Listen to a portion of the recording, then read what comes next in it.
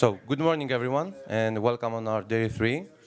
I'm Dimitris, and today we will start with a short panel discussion. The title is Consumer Climate Tech and Why It's Important. With us here today are Ms. Katie Hoffman, who is a partner and a member of the investment committee at Regeneration.VC, and she will be accompanied by Mr. Kumardev Chatterjee, who is in Forbes Tech Council. So the floor is yours. And Kalimera. Hello, Kate. Welcome to the World Economic Forum's 52nd annual meeting at the official Greek House on the Davos Promenade. The weather is fantastic, but as we know, weather and climate are two different things. And in this panel, we hope to get some insights from a leader like you on what those differences are and why it's so important to focus on climate tech and regeneration. But Kate, although all of us here obviously know you, perhaps a brief introduction for the audience. Sure, and thank you so much for stepping in and doing this interview, and thanks to the Greek House for hosting us. So as mentioned, my name is Katie Hoffman. I'm a partner at Regeneration.VC. We invest in early stage companies that are accelerating the transition to a circular economy, particularly within consumer markets. And I'll get into that a little bit more, but my background is really centered on the intersection of climate and finance.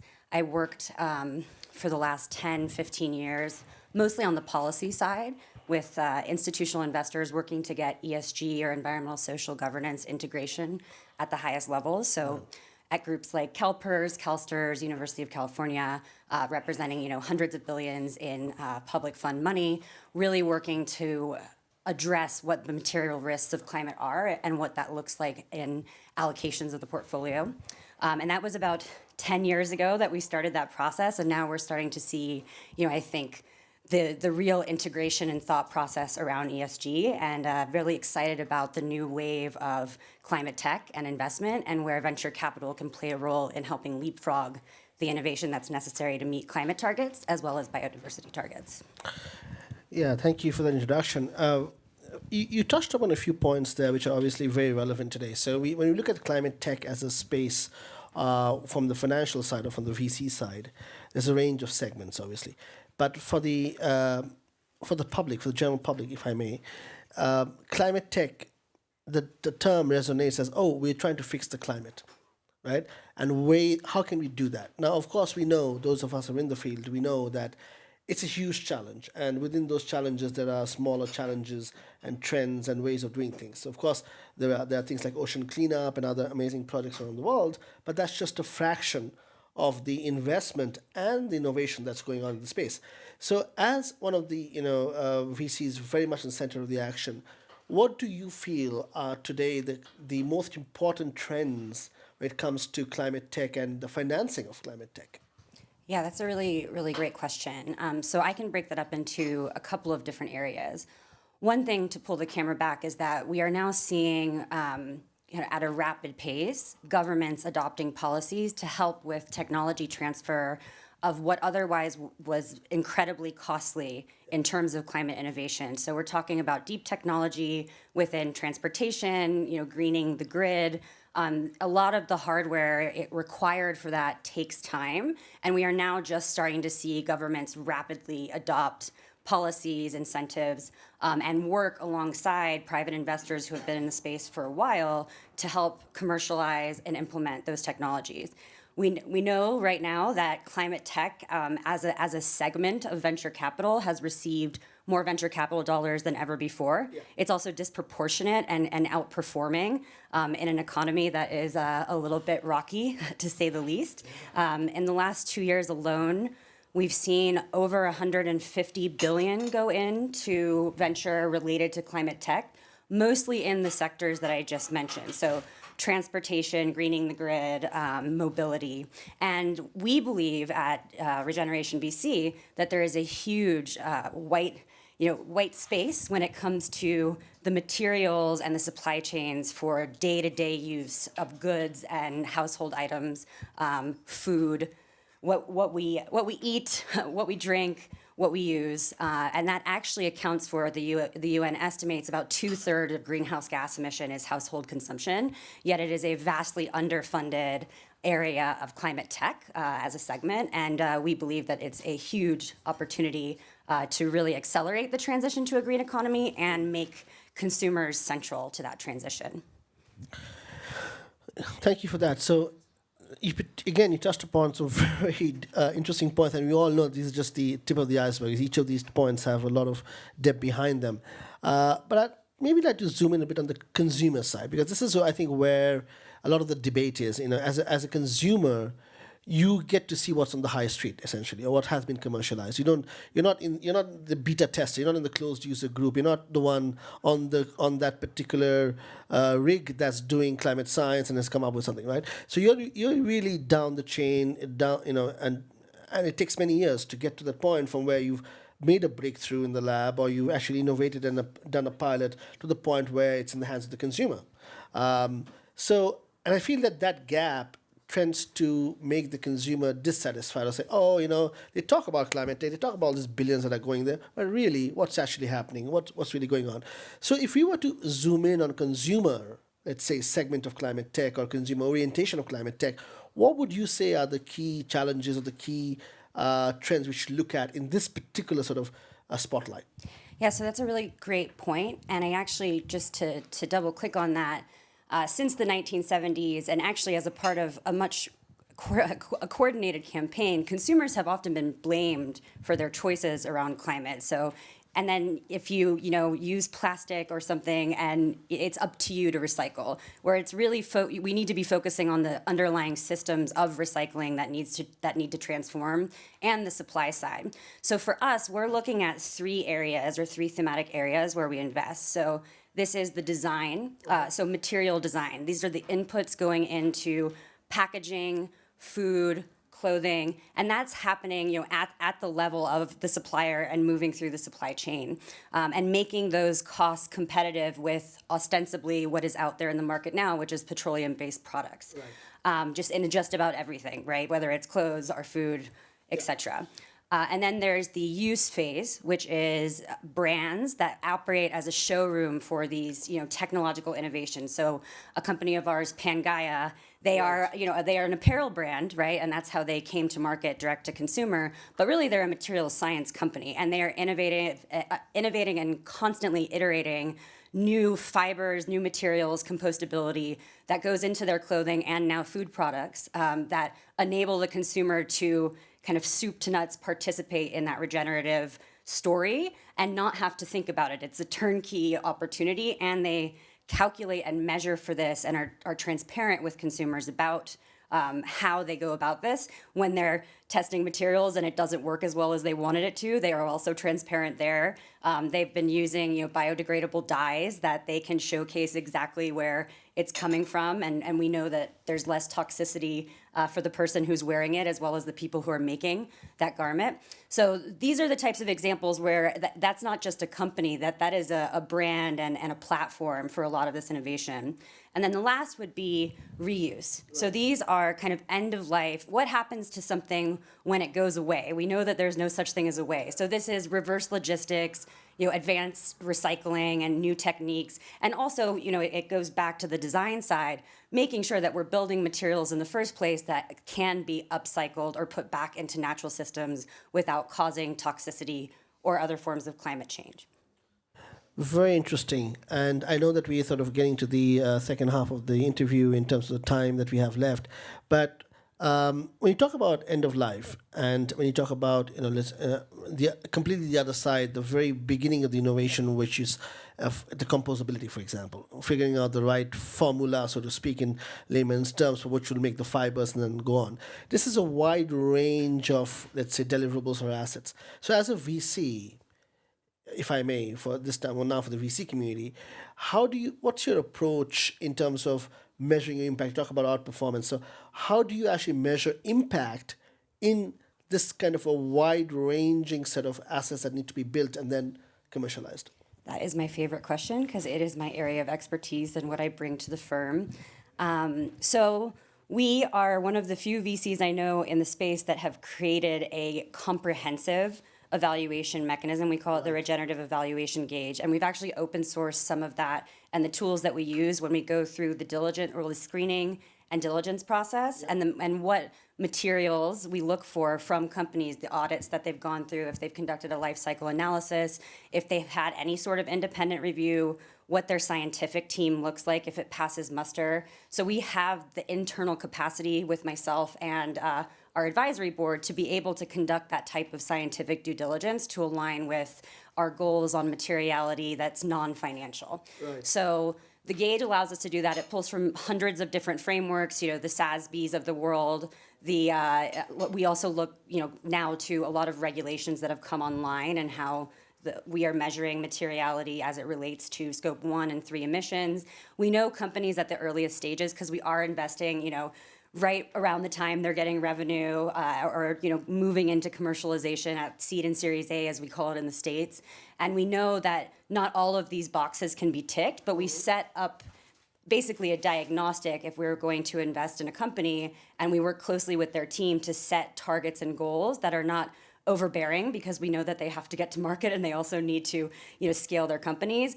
But it's actually a value add from our firm to be able to identify where there are gaps and where they may need independent review, where we might be able to help them with consulting or providing those experts that they might need. So it's really a holistic approach in terms of measurement that is benchmarked to what we consider some of the highest international standards and regulations. Yeah, it's a fascinating area because when you talk about frameworks and evaluation matrices in companies, you've got to balance multi-stakeholder viewpoint. That's always the case. As a company, obviously, the scientific team will have one sort of aspect. Like, we've got to get the science right. We've got to get then the commercial team will be we've got to obviously make a sort of a commercial package around that science. So that's a patent or something else, or a trademark or licensing. And then of course there is the whole life cycle side of it. Okay, well, what do we do in 10 years' time? What's the total ROI for those who've been in that? And yeah, it's hard. So it'll be great to know more about that. Obviously, we don't have a lot of time for that interview, but is there anything that you can point us to, any white paper or anything that you've published that we can perhaps refer to and learn more about how you conduct evaluations and screening in such a complex multi-stakeholder environment? Absolutely. And you can learn a little bit more about our approach because we are talking very high level now. We published our inaugural impact report, which is Brilliant. live on Regeneration.VC, which is our website. And we also have just published a precursor to a white paper. So it's a briefing. We published it yesterday. Okay. It's live on Medium, and likely we'll have a Forbes article coming out about it too, which is exciting. But that really highlights our positioning within the market, how we define consumer climate tech amidst the sea of climate tech and climate innovation, and why it's contextualized in how we address both climate and biodiversity, and also a bit more about the mechanisms that we've deployed in terms of measurement, evaluation, third-party review, supporting our companies, and where some of our companies are really taking off in the different areas that we're focused on, be it packaging, apparel, et cetera. Brilliant. That is absolutely fantastic. I'd love to read that and obviously have a follow-up discussion, and surely we will do that within the context of the Forbes article too. Apart from that, I think we're kind of coming to the end of the session. I don't know if there's anybody in the audience who has a question. Please. We talked about trends and challenges in a positive way. What are the biggest obstacles or challenges in the negative way that you're facing? That's a really great question. I do think that as we move into the consumer space, there's some of the cultural components that you mentioned where we're addressing, if it's 70% of household consumption, is driving greenhouse gases, but most of the capital is going into, power and mobility. We are still pretty small within this space, and it's quite complex. So there are some, scientific challenges in terms of getting the community that's investing in climate tech to consider this to be a leapfrog opportunity. There are some challenges in terms of uptake of some of these new products and services within the market because a lot of incumbent, large CPG organizations, manufacturers, suppliers still do have some challenges with adopting, and especially if it's not at cost parity, which is part of our job, is to help companies get to that point. So I do think that there is we have to help develop this market on both the consumer side, the supplier side, and then enable our companies to drive down their costs so that they can be competitive globally. And then also there is geopolitical uncertainty that I think can really shift how we consider what the most key areas of addressing climate and biodiversity are. And I think that we will know, this next year how that's going to play, how many things will play out, and how that will affect the different markets that we're operating in. Would you say that governments or the public sectors in the countries that you're active are supporting you, are an ally, or are they part of a challenge? Oh, That's it's going to be great. my next question. But thank you. No, it's fine. Please go ahead. That's No, great. it's a great question. So in the U.S., we have a split portfolio between North America and Europe for right now. We do have an administration now in the United States that has been quite proactive in passing legislation. So the Infrastructure Investment and Jobs Act, CHIPS Act, and the more infamous Inflation Reduction Act are huge tailwinds. There's incentives for manufacturing and new forms of manufacturing that will help enable some of our companies get to market faster, and especially those who are prioritizing onshoring, because that is a circular premise. And there is a lot of capital and incentives out there. And also the legislation and the kind of suite of legislation in the EU has been quite beneficial as well.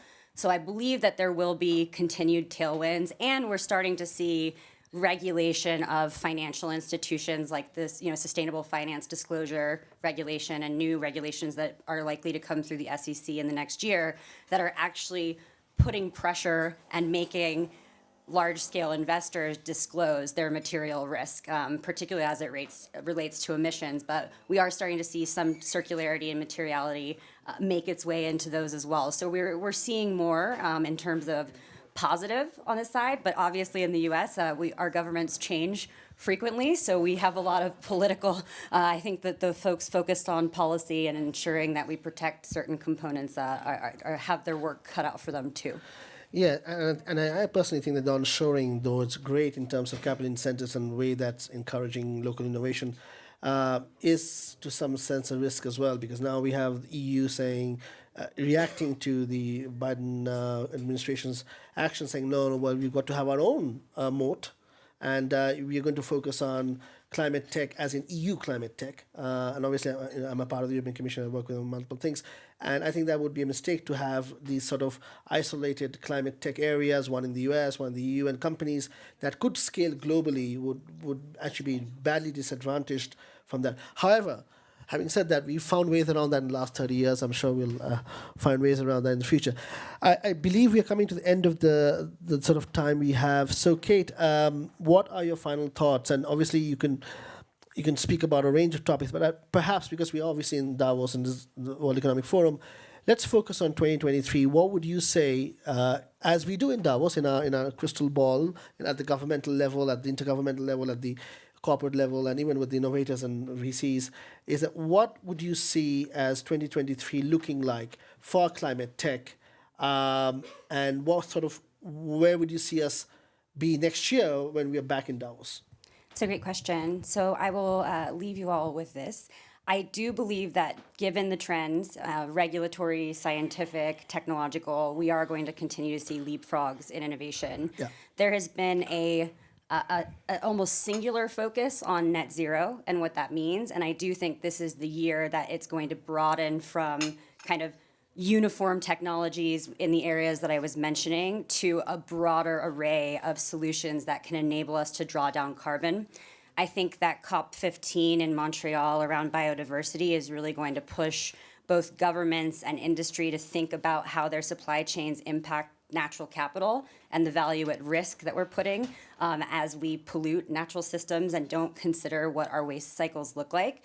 And also that we can start reimagining what waste is and what efficiency is as we are starting to see resource constraints, and it becomes more of an issue of national and international security to address some of these challenges than it does to be, hugging the polar bears or whatever people say. But you know what I mean? I think that this is going to be a year where we start thinking very smart economically, and there will be more collaboration and some healthy competition, let's hope, as you were mentioning. Yes, and our president, Ursula von der Leyen, said yesterday net zero in 30 years is radical in terms of what we need to do at every member state level. And of course, we have a wide diversity of member states in our union, so there's a lot of things that we will have to do there. But also the other contrasting image yesterday was a good. The president speaking here at the forum, and then we had the picture of the policeman carrying Greta Thunberg out of the coal mine town in Germany. And I think that for me that is something that will play out in 2023. The sort of, let's say, the push back and the push forward for climate tech and regeneration and moving towards a greener economy will now really come down to the brass tacks, as we like to say. Yeah, and just to close on that, that generation, the Thunbergs, the climate activism that we've seen, they're all growing up and they are all consumers as well, right? So they're going to be demanding better products, better services. We all have to eat, right? And systems that enable upcycling, recycling, and more efficient methods of transport. So I do think that we're going to see a new emergence of a consumer class that not only says this is a nice to have and we're going to be activists for it, they're going to actually, with their purchasing power, help usher in a new era of the kind of climate positive consumer that we believe is going to happen this year through 2030 is going to be, I think we predict that's going to be quite huge. Thank you. That's fantastic, and we'll leave it at that. Thank you very much, everyone, for attending, and thank you to the Greek House for hosting. And we look forward to the many developments that will happen this year, all the different conferences and other intergovernmental meetings, and hopefully when we meet here next year, the climate will be in better shape. Thank you.